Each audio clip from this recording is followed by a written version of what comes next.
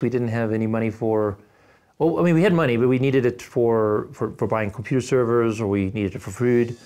College pro painters. Oh, yeah. Explain why you said that's like the most difficult, like labor-intensive work you've ever done.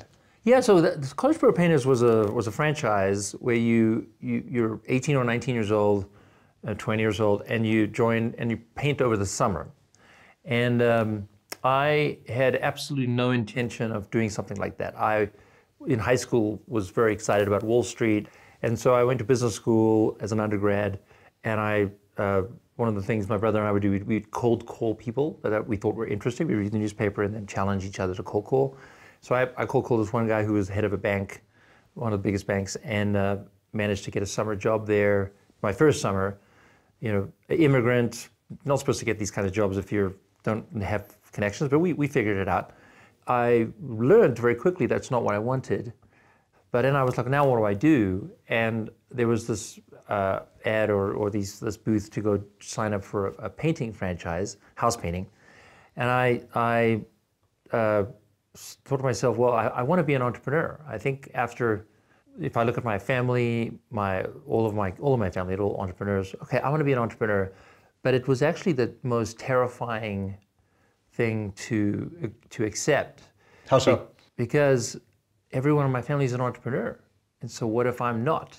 And I remember really struggling and going, oh my God, maybe I'm not cut out for this. And it was one of the most fearful times of my life in those days. And I was coming close to failing.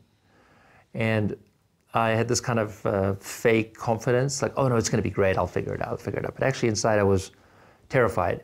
I managed to pull a few rabbits out of the hat and had a successful summer, and then I became Rookie Manager of the Year, which was like, okay, all right, I can do this. Oh my God! So it was one of the hardest, but also one of the proudest moments of my life. I did it again the next summer, and then it was like, wait a minute, I don't want to be in the house painting business.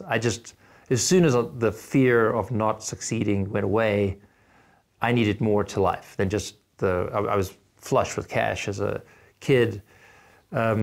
Made $100,000 in a summer. Like, that's in the 90s. Yeah. And you're like, I'm just going to buy that car, and I'm going to buy that stereo, and By the end of the summer, I had no money, but I definitely knew how to spend it. But it gave me no sort of joy in my soul. So that's when I started to talk with my brother. We were graduating at the same time, even though he's a little older than me.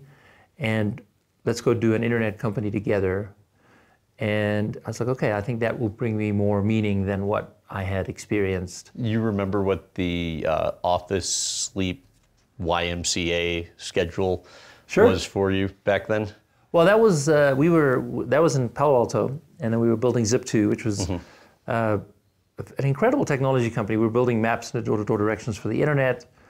We figured out a business model where we would onboard newspapers that had restaurant guides and so forth, and real estate listings. So it was the first to do it. First to do it, yeah, absolutely, totally. And we were, actually my brother and I were the first two humans to see door-to-door directions on the internet. And now it's a thing we all use 10 times a day. It was just like, when we first saw it, we're like, it took 60 seconds to get an answer back, but we're like, this is incredible.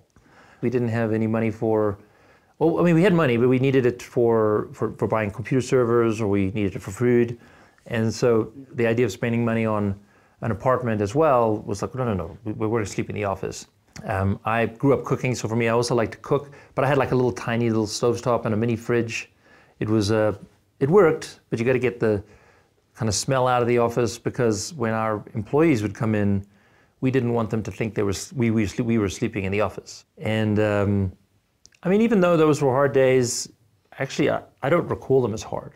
They were very exciting days. What do you remember from that Toronto Star president meeting? Yeah, so that was amazing. So I was working, we were working on Zip2. I was still in Toronto at the time. My brother was in Silicon Valley. This is 1995, and they had a multi-billion-dollar business with their Yellow Pages. And we were sitting them, talking them through the internet and talking him through how this will be the Yellow Pages of the future. And he literally picked up this yellow page. It was this thick. You could see how much money they make on something that thick. And he picked it up and he threw it at me. And he said, "Do you ever think you're going to replace this?" And I was in such shock. First of all, why did you throw the book at me? Like that it wasn't very physical, but it was still like really intense. But the first thing that occurred to me was not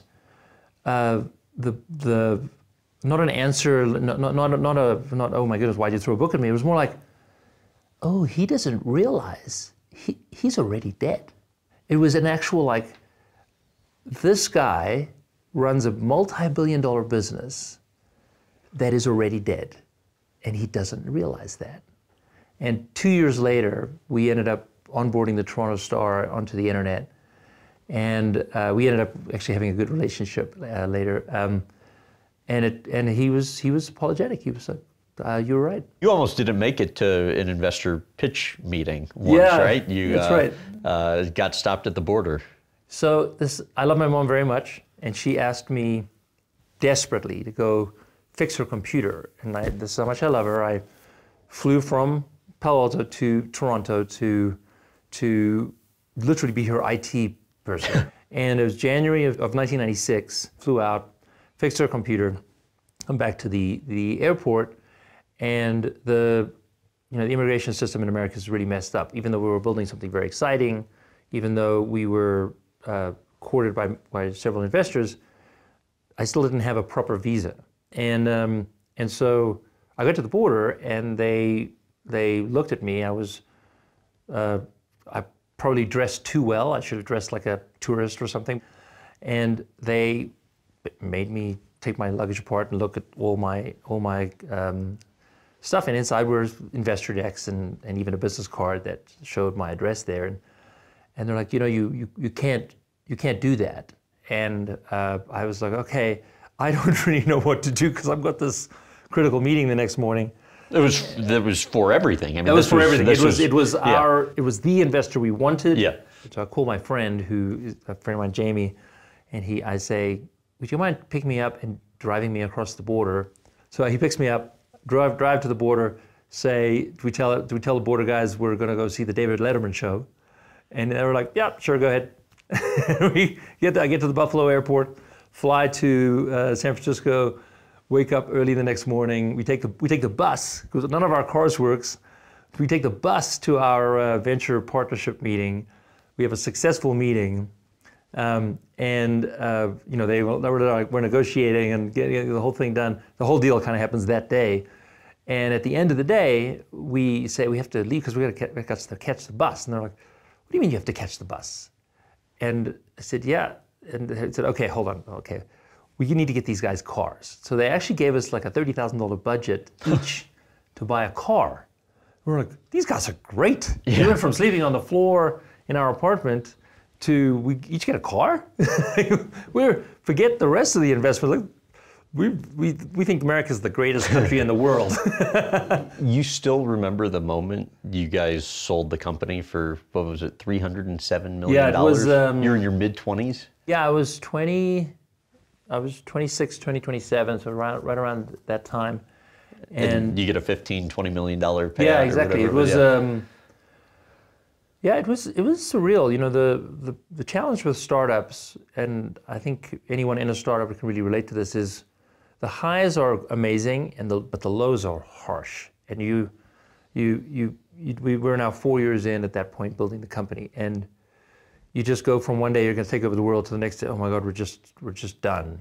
And so we had a lot of people that were trying to buy us, and we were also kind of beaten down. So we're like, okay, how do we make our way through this? So we ended up having this deal with Alta Vista where this is going to sound amazing. So they would not allow us to buy stock. This is 1999. Things were nuts. Everything was up and to the right. So they made us take cash, and we were great time to take. I mean, we didn't know anything about timing, right? 6 months later, Yahoo realized what was going on, and they acquired the combined entity. But our part of it was triple the price, so it was sold for almost $1 billion, but in stock. Right. And then 6 months later, it was worth almost zero because the bubble burst. So it was this ride where we're like, we got this crazy experience of getting a wire of cash literally to our individual bank accounts, crazy money. And then feeling like, oh my goodness, we sold too early because look at how much it's worth. And then a year later going, this is why they say cash is king. It was a hell of a learning experience. It's interesting you mentioned, the lows can get really low with a startup, but that made me think, why then consistently put all your chips back into the game? It's a good question. I wouldn't call it an addiction. There's a love for doing something that it's kind of bringing something new to the world. There's a love for that, and something new that benefits the world, something new that makes the world a better place. It's just a real love for it, and all of the non-entrepreneurial stuff, I've just found that just doesn't do that for me. Every big company starts small, and every big company has gone through those highs and lows of, do we deserve to exist? Are all the naysayers right? And then the next day, oh wait a minute, I think this is working. People seem to like it. All right, okay, I know I'm back. And it's truly a day-to-day experience for me, and I don't really know what it's like to not do that.